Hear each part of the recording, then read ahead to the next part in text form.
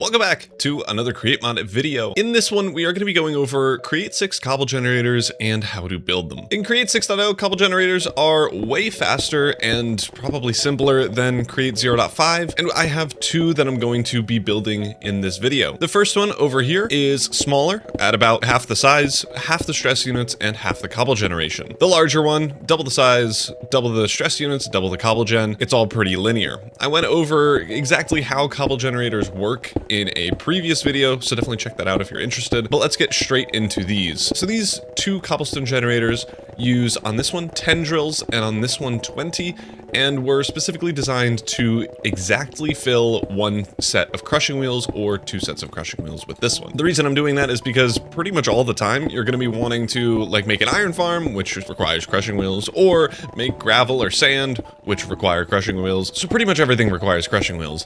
And these are just some pretty easy things that you can plonk into your world. They're easy to build, they're pretty cheap, and will fill exactly one set of crushing wheels. I will have the schematics of these down in the description as well. The only thing to note is that first you need cobblestone on these blocks here to place them in first. If it's stone, break and replace it with cobblestone. It can only be cobblestone.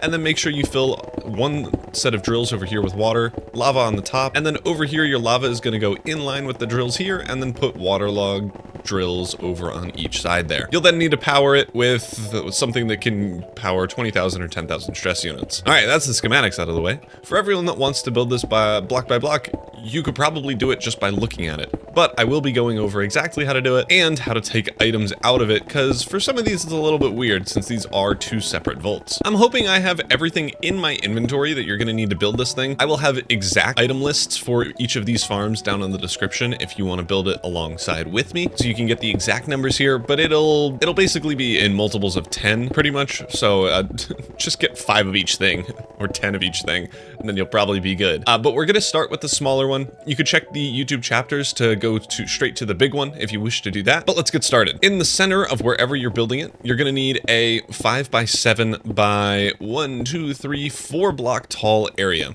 In the center, we're going to do 5 volt blocks all the way along. A 1 by X volt can only be at most 3 blocks long. So you're going to have a 3 and 2 volts side by side from each other. To get items out of this thing, you're going to need to use brass funnels or brass chutes underneath these to get these out and then have them going onto a belt or something. In future videos, I'll go over exactly how to do this with an iron farm or something similar. So if you are incredibly confused on this, either wait a week, or if it's a week after posting this, then just check out my most recent video probably. But it should be rather simple. You just need to get items out of each of these volts separately. After you get those volts in, we're going to place in andesite funnels going downward. Make sure this arrow here is facing downward into the vault. You can shift right click it and it'll be facing downward by default. If you normal click it, it'll be facing up. In order to invert this, you need to grab a wrench and then you can right click it to flip it around. So if you have them facing upward, just right click them and then they will be going the correct way. On top of these, we're going to shift right click in cobblestone. If you just shift click, it'll just go straight into the andesite funnel, and that's not helpful. So shift right click it, and then on either side of the cobblestone, we're going to be shift clicking in drills so they are facing the cobblestone themselves.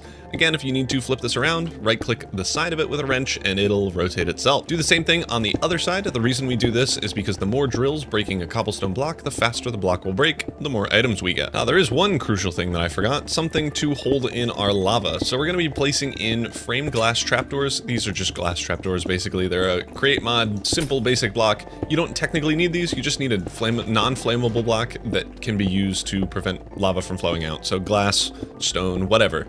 I just think these look better. We're then on one of the sides here going to be placing trapdoors on the underside and on the sides of these drills so that, let's open these up, so that we can waterlog all of them all the way along. Once we've done that, that's kind of the mining setup in. We need to now connect them with a bunch of encased chain drives, which will basically just route the power to all of our drills here. And then on the back, we're going to do one additional encased chain drive, and then we're going to connect these two together. So the way we do that is we're going to break this trapdoor, place it in a shaft, and then just have the shaft go all the way along to the other side of this encased chain drive. Once we have that though, all we need to do is power this thing.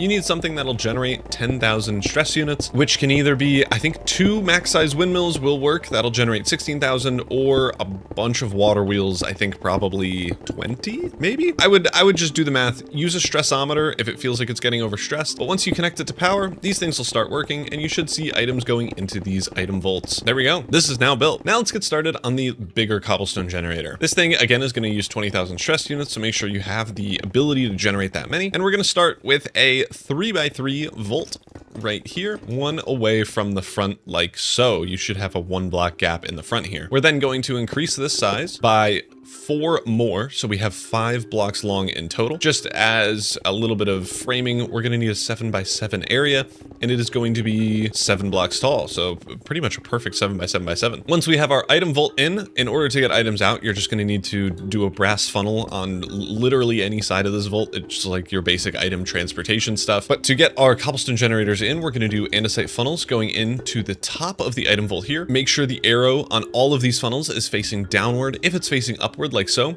you can either break and replace it with shift right clicking, or you can just right click it with a wrench to flip these around. Make sure they're all facing downward. On top of these funnels, make sure you shift click in some cobblestone. If you just normal right click it, it'll put it straight into the funnel instead of placing it on top. So make sure you shift click it. And once we have that, we can get in our drills. So on either side here, we're going to do drills on the side and the top. And then on the undersides of the side base drills, we're going to place in our trapdoors so that water can't flow out. We can also then do that on the sides of these sideways drills so that water can't flow out the sides. Once we have that, let's waterlog all our drills, and then we can get in our lava and lava protection sections. So first, we're going to place in some trapdoors or barrier blocks just so that the lava can't flow out on either side here. And then once we have that, we're going to put in our lava in line with our mechanical drills here. That will flow down, and you should have it not flow out. Make sure you're only placing 3 lava sources in, because if you place one over here, it's going to go out that way. We don't want that. So make sure you just do 3 lava sources. It will go all the way to each edge, and that's when you know it's working well.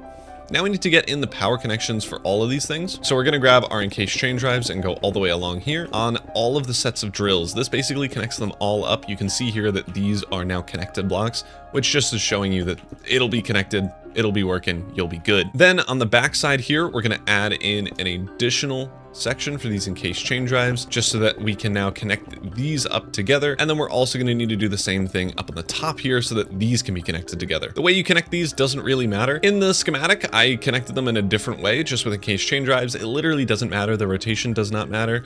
But for this one, I'm going to be using shafts and gearboxes because I think it's a little bit more interesting. So we're going to place in shafts on either side here, gearboxes in the center, and then have them go up to those. Once we have those together, we need a shaft in between the two, and then we can power this thing. You're going to need at least 20,000 stress units being generated. If you don't have that much, you can always slow down the farm. And if we do that here, let's just half it, I suppose, then we'll be at 10,000 stress units. That will half your rates, though, to 65,000 cobblestone per hour. So just use this one, honestly. But if you plan on getting enough stress units at some point to be able to speed this thing up, then maybe just go this one so that you don't have to rebuild it. But once we have power connected, we should all be good. These should be generating. They'll be at slightly different speeds, but you should see cobblestone coming into here, and that's when you know it's working. So that's going to be it for this video. I hope you enjoyed this double tutorial on how to build these things. It is really quite simple. It's just a bunch of drills and a bunch of connecty boys and some funnels underneath it, and that's all. So I hope you all enjoyed this. If you did, please leave a like on this video, subscribe, check out some of my other tutorials if you're interested. I have a ton of them, like genuinely too many, and there will be more to come using these cobblestone generators, so make sure you stay subscribed and notification bell. All right, that's gonna be it for this video. I will see you all next time.